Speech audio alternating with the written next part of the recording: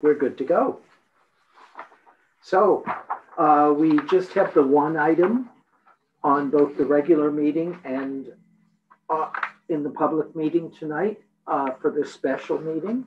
I'll just read the notification and then we'll get right into it. Notice of collection. Personal information collected as a result of this public hearing and process is collected under the authority of the Planning Act and will be used to assist in making a decision on this matter. All names, addresses, opinions, and comments may be collected and may form part of the minutes, which will be available to the public. Questions regarding this collection should be forwarded to the Director of Planning Services. The purpose of public meetings is to present planning applications in a public forum, as required by the Planning Act. Following presentations by the applicant, committee members will be afforded an opportunity to ask questions for clarification or further information. The meeting will then be open to the public for comments and questions. Interested persons are requested to give their name and address for recording in the minutes.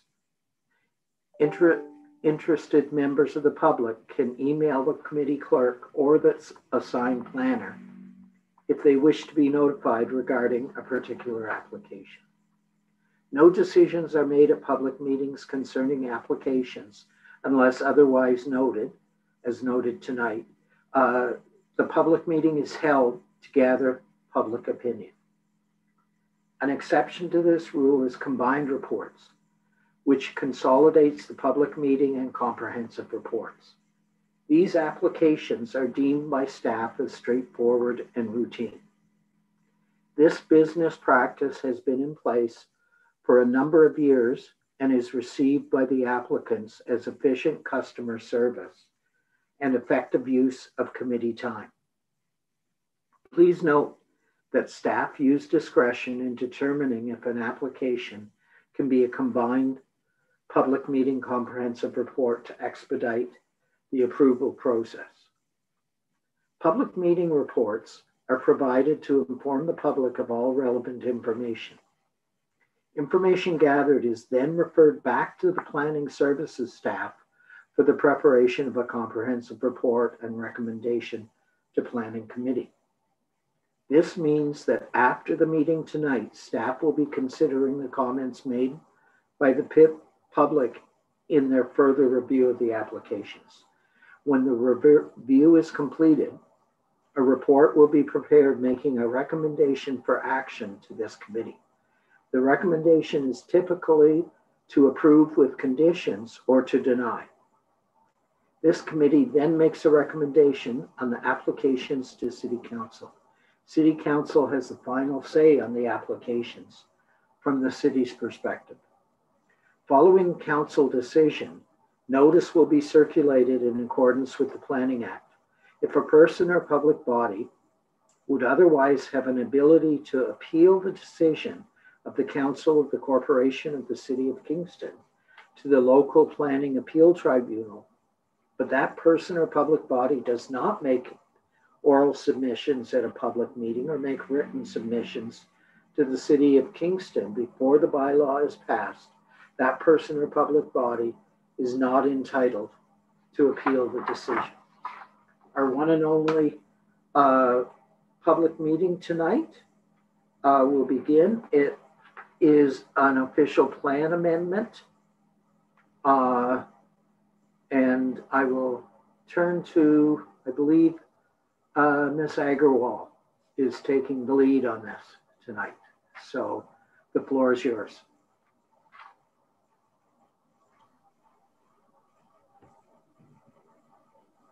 Thank you, and through you, Mr. Chair. Can you hear me okay? Loud and clear. Perfect. I just had a bit of a snag with my laptop, so I'm on my phone, so I'm hoping this will... Not worry. Good evening. My name is Sukriti Agarwal, and I'm the Acting Manager of Policy Planning with Planning Services. This is a public meeting regarding a city-initiated application for an official plan amendment related to community improvement areas. A recommendation on the application is also being presented at the regular portion of this meeting today. I can confirm that notice of this public meeting was provided in accordance with the Planning Act. No written correspondence has been received to date. Next slide, please.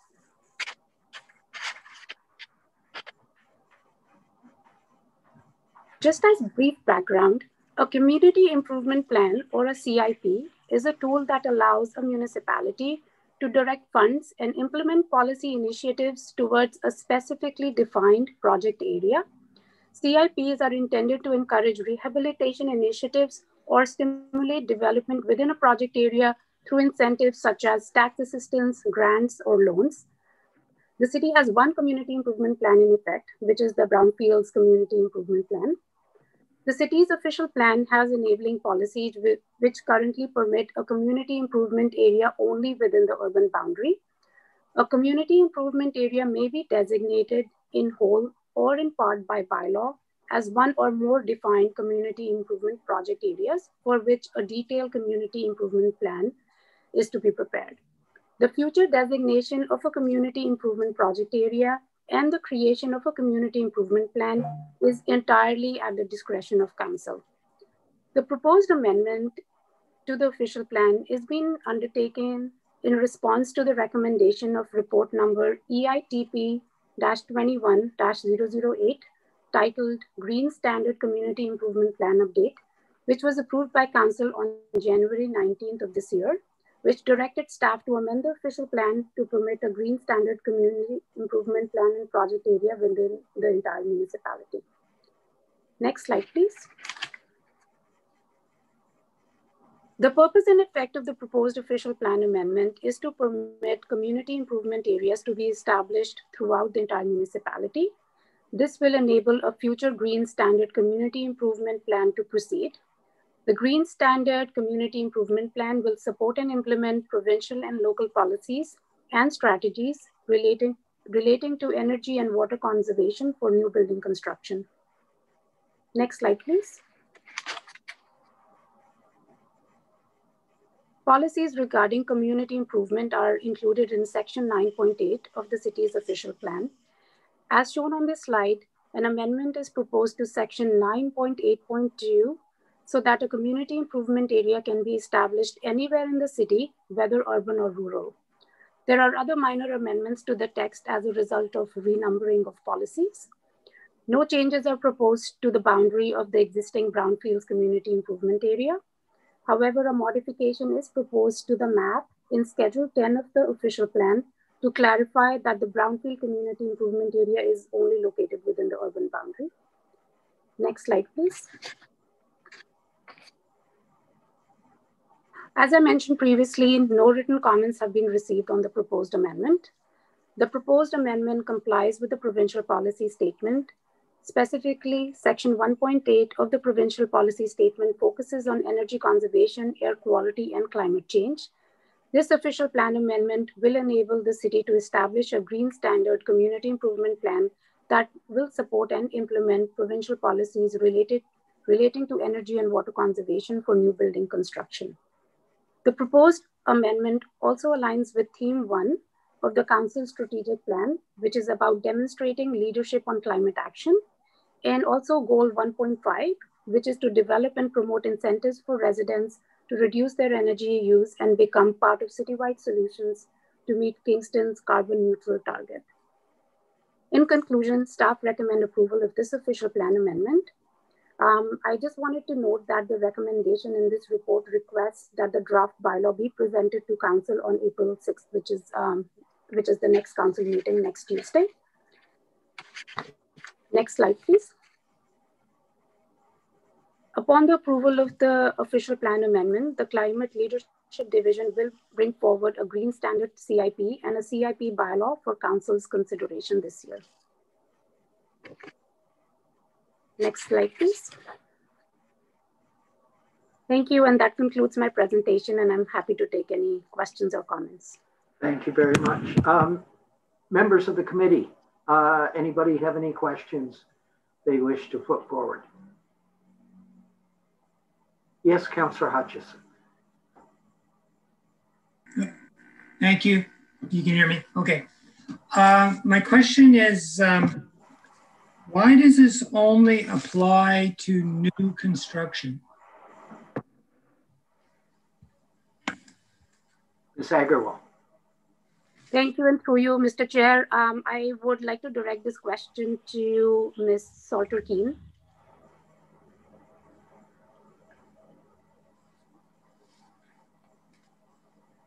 Hello, Julie. The floor is yours.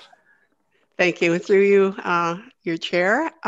With respect to that question, it was the direction of council through the strategic priorities that the community improvement plan for Green Standard is for new construction.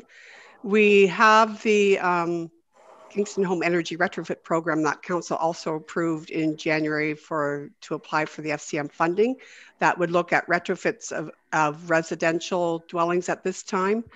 But certainly the Green Standard CIP was through the strategic priorities for new construction, which, ultimately, as we look at the development of the climate leadership plan, we can look at existing commercial, industrial, and multiple residential as we move forward through those developments as well. Okay, thank you. When Councillor Neal, I believe, spearheaded this. And so I thought, I didn't remember the new part. I remember him pursuing community improvement programs vigorously.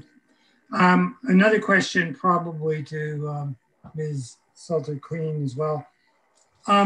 As part of the evaluation as to what kind of projects will get municipal funding, will there be an evaluation process to assess energy and water conservation measures that would have or may have being implemented without the SIP program? In other words, the point of this program should presumably be to get buildings that are better than they would have been. In other words, the city's money is upping the standard. So will we be evaluating whether some things are required by law to be improved anyway? So I presume the city wants to put its money into improving on the overall function of these buildings. Is that clear enough? Ms. Salter-Keene. I think I understand your question. So the community improvement plan, the incentives would be for new construction that are building above the building code. So they'd have to exceed the Ontario Building Code with respect to net zero. And we're actually looking at that right now as to what the incentive levels would be with respect to if they build to 20% reduction, 50, 60, et cetera. So they would have to exceed the building code to be eligible to look at any of the programs that we'd be bringing before council for consideration. Okay, that's good to know. Thank you. Yes, Councillor Hill. Well, I might have missed this, but I see in the introduction it talks about it being citywide, including the rural areas.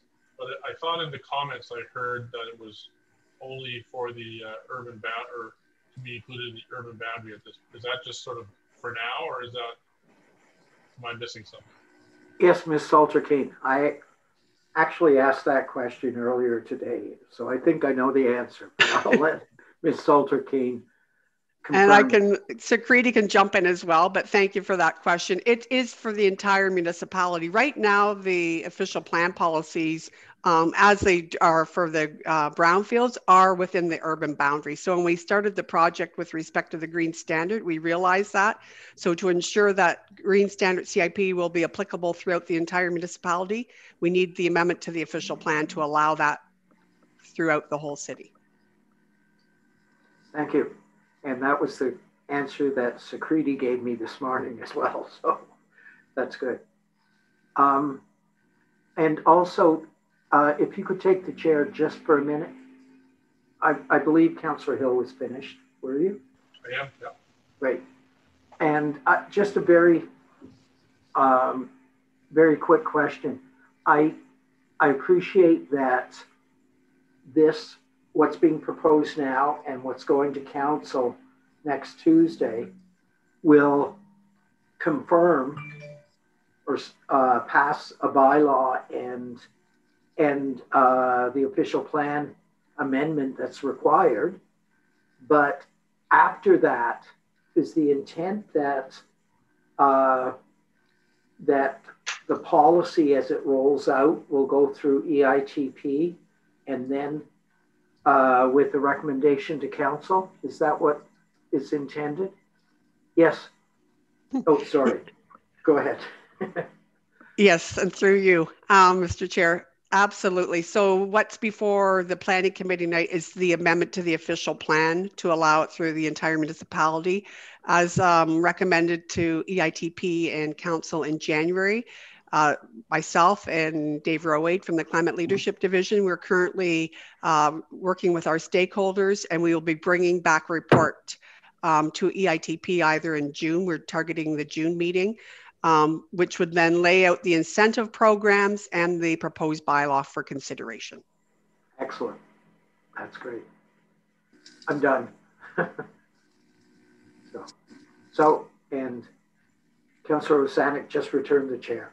So any further questions from the committee? Seeing none, Elizabeth, is there anybody with a hand up or anybody at all at our meeting besides us?